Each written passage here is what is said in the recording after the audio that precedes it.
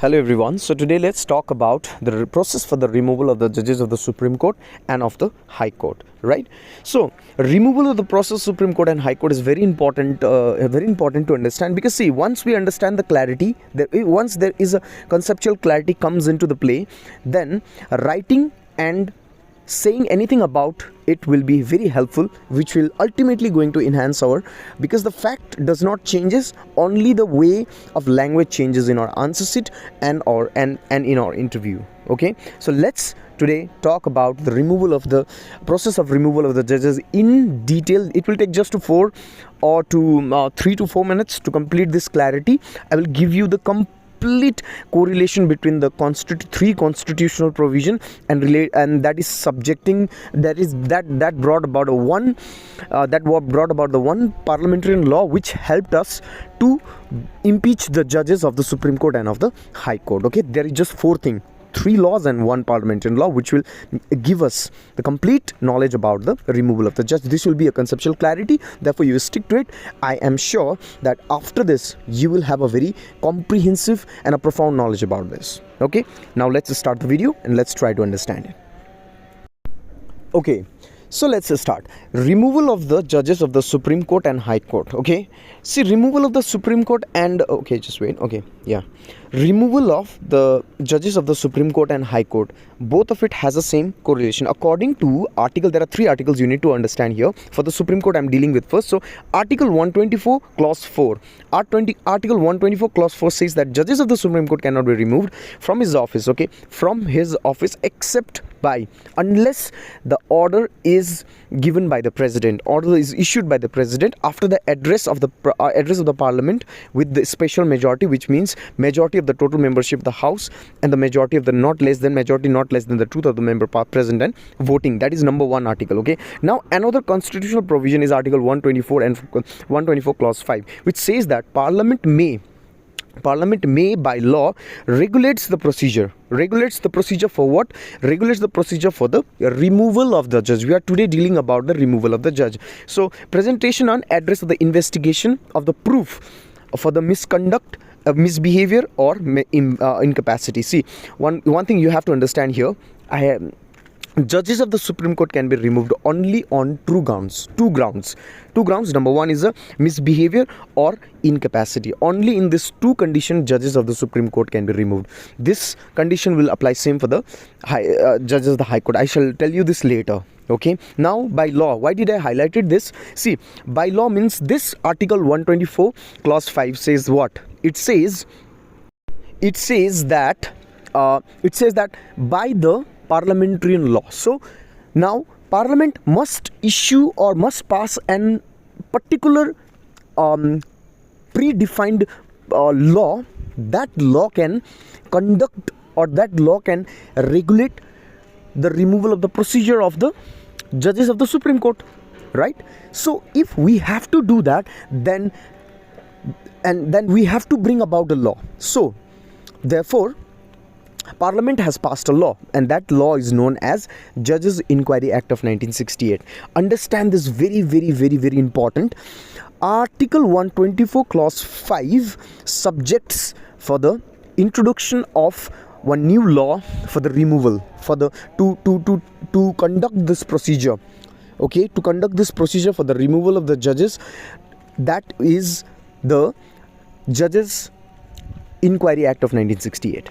Okay, now let's see what does this Judges Inquiry Act says. Okay, if you understand this whole concept is going to clear, and not more than this you have to understand, you have to study. Okay, this will be sufficient. Okay, now let's see what is Judges Inquiry Act of 1968. So the Judges Inquiry Act of 1968 regulates the procedure. It regulates the procedure for the removal of the judge of the Supreme Court by the process of impeachment. Impeachment is a term used in the Constitution of India for the removal of the judges.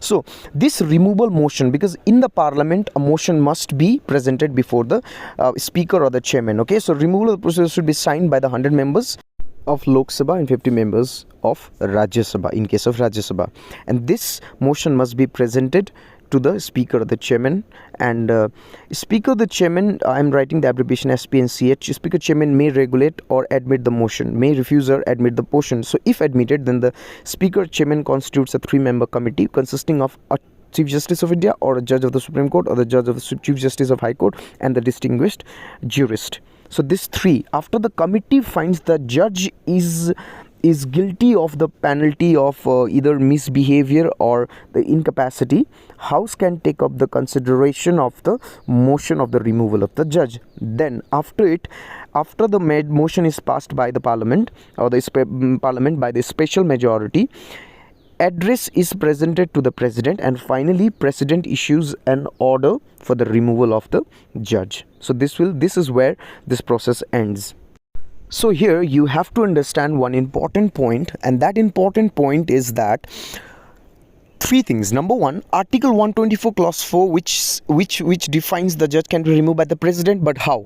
It has to be removed by some procedure, some law. There has to be some procedure for the removal. So this provision is given in the Article 124 Clause 5, and this 124 Clause 5 gives us one new law, established law, that is known as Judges Inquiry Act of 1968, which conducts the inquiry, or which conducts the procedure for the removal of the judges of the Supreme Court. I hope this is clear. Now these 3 things are much of important things to understand. Article 124 Clause 4, Article 124, which directs to Article 124 Clause 5, and which brings us to the one that is a Judges Inquiry Act of 1968. Now, as far as the impeachment is concerned, impeachment is a term which I said is a term which is used in the Constitution of India for the removal of the judge. And ever since India gained independence, no judges has been impeached. So, which means no judges have been removed. Now, as I said, I will be going to tell you about this important for the provision for Supreme Court and provision for the High Court. So, this Article 124 Clause 4 and 124 Clause 5 deals with the removal of the Supreme Court, judges of the Supreme Court only, okay, only, this highlighted, 124 and 125, 124 Clause 4, 124 Clause 5, only deals with the Supreme Court judges. Now, as I was talking about High Court, see, High Court also has the same process for the impeachment as it was for the judges of the Supreme Court. It is the same procedure that it follows, but only there is but where in the Constitution that the provision for the impeachment or the removal of the judges of the High Court is mentioned. It is mentioned in Article 217 Clause 3. So this brings us to the video. This brings us to the end of the video. See, 4 things you have to understand here. Article 124 Clause 4, Article 124 Clause 5, and Article 217 Clause 3, which 3 of this law, which brings us to one important parliamentarian law, which regulates the procedure for the removal of the judges of the Supreme Court and of High Court. Okay, so that was these 3 things, and this law was Judges Inquiry Act of 1968. I hope this is clear. If you understood this, if you understood today this, no need to go for any book, no need to go for any more videos, just try to understand it. This is, I think, for 4 to 6, 7 minutes of videos. You have to now, after this video, you just have to comprehend. Just maybe it will take some another 5 minutes, and then another 5 minutes, maybe 10 minutes ahead more. Okay, so which will give you a very profound and a very comprehensive knowledge on this. This is all you needed, and this is all you needed.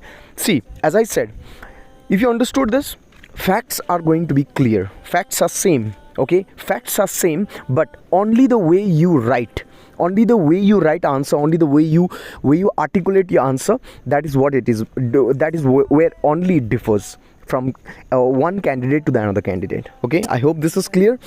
Thank you very much, and keep studying.